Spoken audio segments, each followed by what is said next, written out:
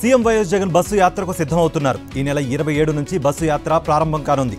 తొలి రోజు వైఎస్ఆర్ జిల్లా పొద్దుటూరులో మేమంతా సిద్ధం బహిరంగ సభ జరగనుంది. రెండో రోజు నంద్యాల పార్లమెంట్లో వివిధ వర్గాలతో ముఖాముఖి, సాయంత్రం బహిరంగ సభలో పాల్గొనున్నారు వైఎస్ఆర్సీపీ అధినేత వైఎస్ జగన్. మూడో రోజు కర్నూలు పార్లమెంట్లో బస్సు యాత్ర జరగనుంది. తెలంగాణ ఇన్ఛార్జ్ గవర్నర్గా రాధాకృష్ణన్ రేపు ప్రమాణం చేయనున్నారు. బుధవారం ఉదయం 11:15 రాజ్భవన్లో ప్రమాణ స్వీకారం చేయనున్నారు. ఆయనతో హైకోర్టు సీజే ప్రమాణ స్వీకారం చేయిస్తారు. ఇక ఆయనకు తెలంగాణతో పాటు పుదుచ్చేరి లెఫ్టినెంట్ గవర్నర్గా అదనపు బాధ్యతలు అప్పగిస్తూ రాష్ట్రపతి భవన్ ఉత్తర్వులు జారీ చేసింది. చంద్రబాబు కుట్టిన రాజకీయం మరోసారి బట్టబయలైంది. మంగళగిరిలో టీడీపీ కూటమి మేనిఫెస్టోను ఇంటింటికి పంపడానికి లోకేష్ ప్లాన్ చేశారు. చెన్నై నుంచి 1,80,000 మేనిఫెస్టో కాపీలను మంగళగిరి నియోజకవర్గ ప్రజలకు పోస్ట్ చేశారు. అయితే మేనిఫెస్టోపై బీజేపీ గుర్తు మాయమైంది. ఇక ఎన్నికల కోడ్ అమల్లో ఉండడంతో వాటిని పంపిణీని పోస్టల్ శాఖ అధికారులు నిలిపివేశారు. విశాఖ ఎంపీ సీటు విషయంలో టీడీపీ బీజేపీ కూటమిలో విభేదాలు తలెత్తాయి. ఆ స్థానాన్ని తమకే కేటాయించాలంటూ బీజేపీ నేతలు డిమాండ్ చేస్తున్నారు. 2014లో విశాఖ సీటును బీజేపీయే గెలిచిందని, గత ఎన్నికల్లో టీడీపీ నుంచి పోటీ చేసిన భరత్ ఓటమి పాలయ్యారని ఏపీ బీజేపీ నేతలు గుర్తు చేస్తున్నారు. విశాఖ జిల్లాలో బీజేపీకే అత్యంత ప్రాధాన్యం ఉన్న నేపథ్యంలో ఈ సీటు తమకే కేటాయించాలని బీజేపీ నేతలు డిమాండ్ చేస్తున్నారు. సీఎం రేవంత్ రెడ్డికి బీజేపీ ఎంపీ బండి సంజయ్ లేఖ రాశారు. రజాకార్ సినిమాను ప్రోత్సహించాలని సీఎంను బండి సంజయ్ లేఖలో విజ్ఞప్తి చేశారు. వినోదపు పన్ను రాయితీ అందించాలని విజ్ఞప్తి చేశారు. ఇక మహనీయులు పోరాడిన చరిత్ర నేటి తరానికి తెలియజేయాల్సిన బాధ్యత ప్రభుత్వంపై ఉందన్నారు. వీలైనంత ఎక్కువగా థియేటర్లలో ప్రదర్శించేలా చర్యలు తీసుకోవాలని బండి సంజయ్ లేఖలో పేర్కొన్నారు.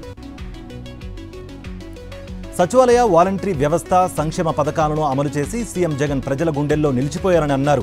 ఆముదల వలస వైఎస్ఆర్సీపీ పార్టీ అభ్యర్థి తమ్మినేని సీతారాం శ్రీకాకుళం జిల్లా తోటడ పంచాయతీ పరిధిలో ఎన్నికల ప్రచారంలో ఆయన పాల్గొన్నారు. చంద్రబాబు 14 ఏళ్ల పాలనలో శాశ్వత అభివృద్ధి పథకం ఒక్కటైనా ఉందా అని ప్రశ్నించారు. ప్రజలకు మంచి జరిగి ఉంటే పార్టీకి, ప్రభుత్వానికి అండగా నిలిచి వైఎస్ జగన్మోహన్ రెడ్డిని మళ్లీ సీఎం చేయాలని ఆయన కోరారు. పశ్చిమ గోదావరి జిల్లా రేలంగి గ్రామంలో టీడీపీ, జనసేన పార్టీల నుంచి వైఎస్ఆర్సీపీలోకి భారీగా చేరికలొచ్చాయి.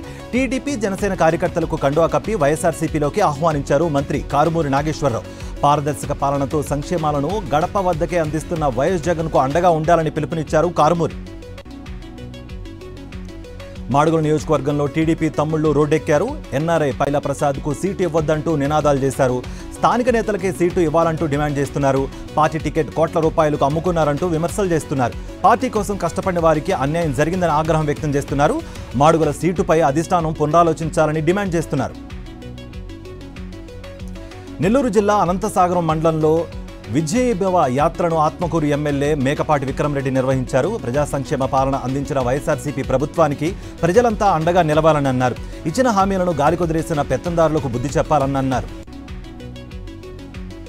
విజయవాడ పశ్చిమ నియోజకవర్గంలో 3 పార్టీల మధ్య టికెట్ వార్ కొనసాగుతోంది. టికెట్ జనసేనకి కేటాయించాలని పోతిన మహేష్ ఆందోళన చేస్తుంటే బీజేపీకే ఇవ్వాలని ఆ పార్టీ నేతలు ఆత్మీయ సమావేశాలు నిర్వహిస్తున్నారు. వైశ్య సామాజిక వర్గానికి టికెట్ కేటాయించాలని వక్కలగడ్డ భాస్కర్రావు ఆధ్వర్యంలో ఆత్మీయ సమ్మేళనంలో డిమాండ్ చేశారు.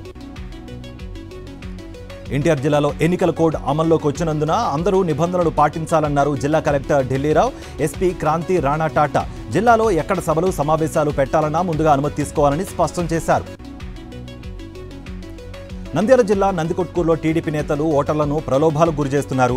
బైరెడ్డి శబరమ్మ, ఆయన తండ్రి బైరెడ్డి రాజశేఖర్ రెడ్డి ఓటర్లను ప్రలోభాలకు గురిచేస్తున్నారు. హజీన్ నగర్, మారుతి నగర్, శాంతి టాకీస్, బైరెడ్డి నగర్ కాలనీల్లో రంజాన్ తోఫా పేరుతో టీడీపీ నేతలు ఇంటింటికి వెళ్లి చీరలను పంపిణీ చేస్తున్నారు. తిరుమల శ్రీవారిని పలువురు నటులు దర్శించుకున్నారు. వీఐపీ దర్శన సమయంలో ప్రముఖ హీరో మోహన్ లాల్, నటుడు ముఖేష్ రిషి, రాజీవ్ కనకాల కుటుంబం, అయ్యప్ప, పి శర్మ, జానపద గాయకుడు గోరెట్టి వెంకన్న స్వామివారిని దర్శించుకుని మొక్కులు చెల్లించుకున్నారు.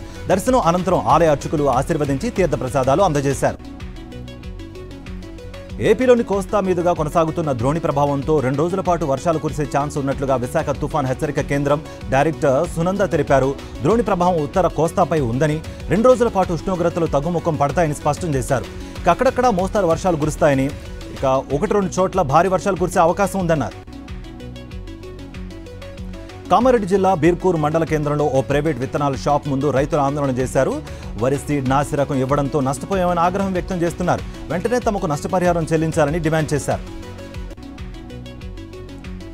వరంగల్ జిల్లాలో అకాల వర్షంతో మిర్చి పంట తడిసి ముద్దయింది. చిట్యాల మండలం జడలుపేట గ్రామంలో రాత్రి కురిసిన అకాల వర్షంతో రైతులు కల్లాల్లో వేసిన మిర్చి తడిసిపోవడంతో ఆవేదన వ్యక్తం చేస్తున్నారు. ప్రభుత్వం తడిసిన మిర్చి కొనుగోలు చేసి నష్టపరిహారం చెల్లించాలని రైతులు విజ్ఞప్తి చేస్తున్నారు.